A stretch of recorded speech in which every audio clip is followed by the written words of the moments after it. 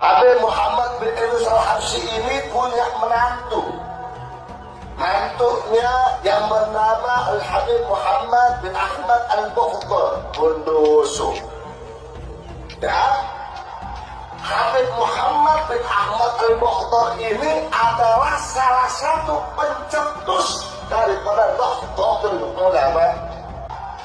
Habib Muhammad bin Ahmad Al-Bukhdar ini adalah salah satu pencetus daripada Nahdlatul Ulama. Nahdlatul Ulama waktu itu diciptakan, digagaskan oleh Habib Muhammad bin Ahmad Al-Bukhdar. Nahdlatul Ulama waktu itu diciptakan, digagaskan oleh Habib Muhammad bin Ahmad Al-Bukhdar.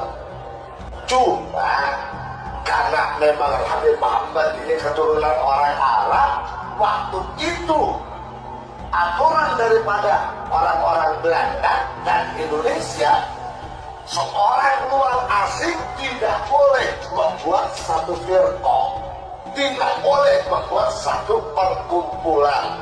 Maka para habaib sama daripada Habib Muhammad bin Ahmad Al-Bukhdar ini bermusyawarah bagaimana siapa yang kita tunjuk untuk menjadi ketua daripada Nahdlatul Ulama.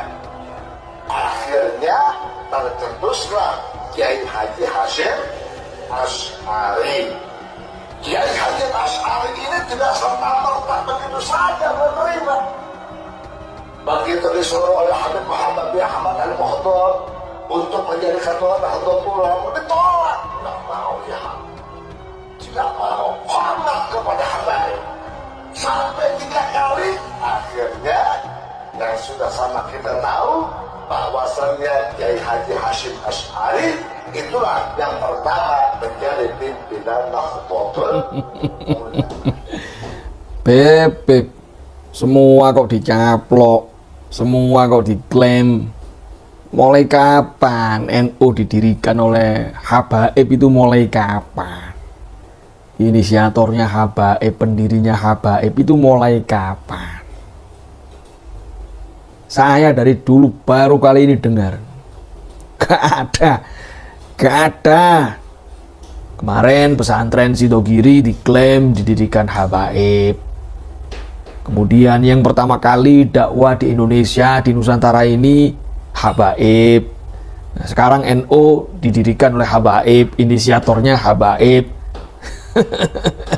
Ini semuanya sudah gak bener ini, gak bener ini. Semuanya diklaim, diakui, semuanya Ba'alawi. Kalau alasannya dulu para habaib nggak boleh bikin perkumpulan, ini juga nggak masuk akal. Kenapa nggak masuk akal? Nah itu selisih berapa tahun? 2 tahun kan akhirnya ada Robitu Alawiyah, ada Al-Irsyad. Jadi nggak mungkin kalau orang-orang Arab itu susah mendirikan perkumpulan, itu nggak mungkin. Wong dulu orang-orang Arab itu banyak kok yang jadi kapiten. Itu sebuah apa ya? Jadi orang-orang Arab diangkat, dikasih jabatan, ya dikasih pangkat oleh Belanda. Itu dikenal dengan kapiten Arab. Nah, ada itu banyak orang-orang Arab yang jadi kapiten itu. Justru sebenarnya orang-orang pribumi, lebih-lebih para kiai, ya itu sangat susah sekali untuk mendirikan sebuah perkumpulan. Gak gampang loh mendirikan NU. Itu Kiai Hasyim itu malah sering dimata-matai dulu dan berkali-kali didatangi oleh Belanda. Pernah suatu ketika, ini kalau nggak salah di tahun 1913, saya pernah baca Kiai Hasyim sempat didatengin oleh Belanda, dibujuk, dirayu supaya bisa kerjasama dengan Belanda. Ditawarin, dikasih penghargaan, dikasih medali dari emas apa perak gitu loh. Ya. Tapi Kiai Hasyim nggak mau. Kiai Hasyim Asy'ari ini menolak dan malah langsung bergegas mengumpulkan semua santrinya. Di situ beliau mengatakan bahwa dulu Rasulullah itu juga pernah dipanggil oleh kakek beliau, Abdul Muthalib, itu menyampaikan kepada baginda Nabi bahwasannya pemerintahan jahiliyah di Mekah itu memutuskan dan memberikan penawaran-penawaran kepada baginda Nabi. Apa? Ada 3 yang ditawarkan kepada Nabi. 1, kedudukan jabatan yang tinggi. 2, harta yang melimpah. Dan yang ketiga adalah gadis-gadis yang cantik. Ini ditawarkan kepada baginda Nabi Muhammad SAW. Tapi apa jawab Nabi? Nabi menolak. Nabi Muhammad menolak dengan mengatakan, demi Allah, jika mereka meletakkan matahari ada di tangan kananku dan bulan ada di tangan kiriku, demi Allah aku tetap menolak. Aku tidak akan pernah berhenti untuk berjuang.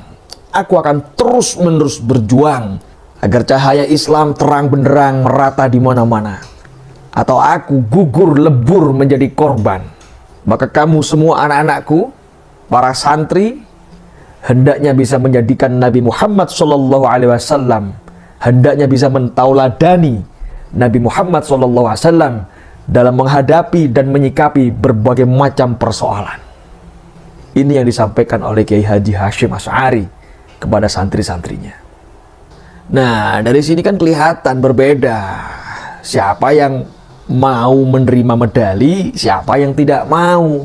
Siapa yang mau kerjasama dengan Belanda, dengan siapa yang tidak mau. Kan begitu.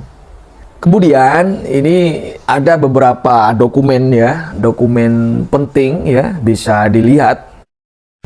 Nah, itu ada apa itu? Statuten apa? Perkoempoelan Nahdlatul Ulama. Nah, itu ya.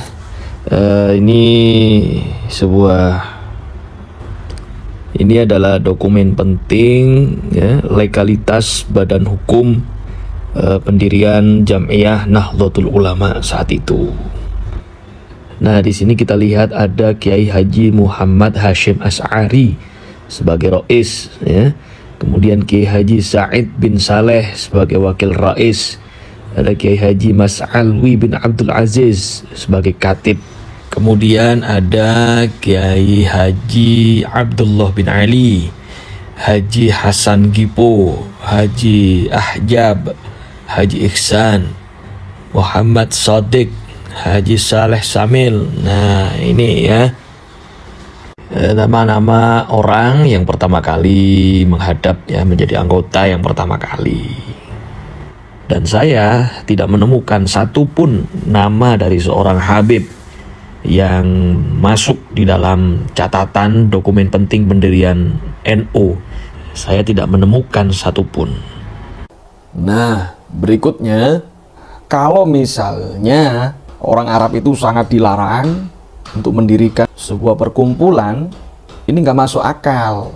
Kenapa? Kan ada Habib Utsman bin Yahya, Mufti Batavia, yang sangat dekat dengan Ratu Wilhelmina.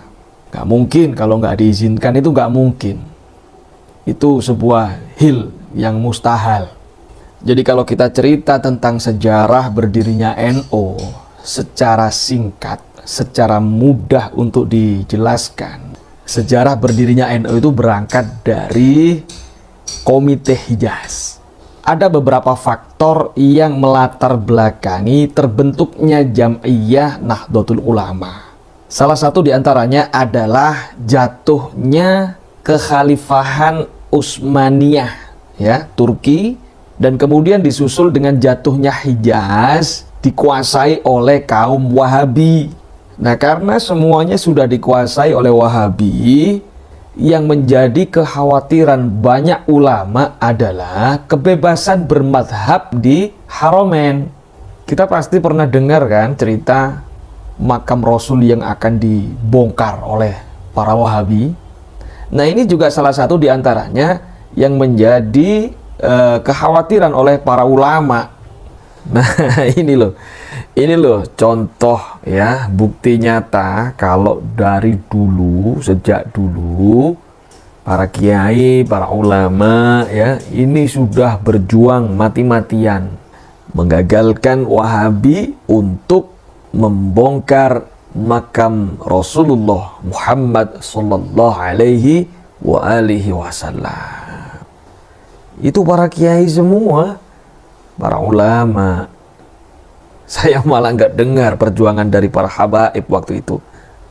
Baik, jadi kesimpulannya, ide-ide membentuk sebuah jam'iyah itu sudah ada jauh sebelum NU didirikan, ya. Setidaknya pada tahun 1924, Kiai Haji Wahab Hasbullah sudah menyampaikan ide seperti ini kepada beliau, Kiai Haji Hasyim Asy'ari. Akan tetapi waktu itu beliau, Kiai Hasyim, tidak serta-merta langsung mewujudkan, tapi harus istikharah dulu. Beliau meminta pendapat, meminta pertimbangan dari seluruh tokoh, seluruh ulama, yang akhirnya kemudian mendapatkan restu dari kiai besar, seorang ulama besar, guru beliau sendiri, yaitu Syekhona Khalil Bangkalan, yang memberikan tongkat dan tasbih kepada Kiai Hasyim Asy'ari. Ini adalah sebagai bentuk restu dari Allah untuk mendirikan sebuah jam'iyah Nahdlatul Ulama. Baik, itu saja yang dapat kami sampaikan. Mudah-mudahan ada barokah, guna dan manfaatnya buat kita semua. Amin. Assalamualaikum warahmatullahi wabarakatuh.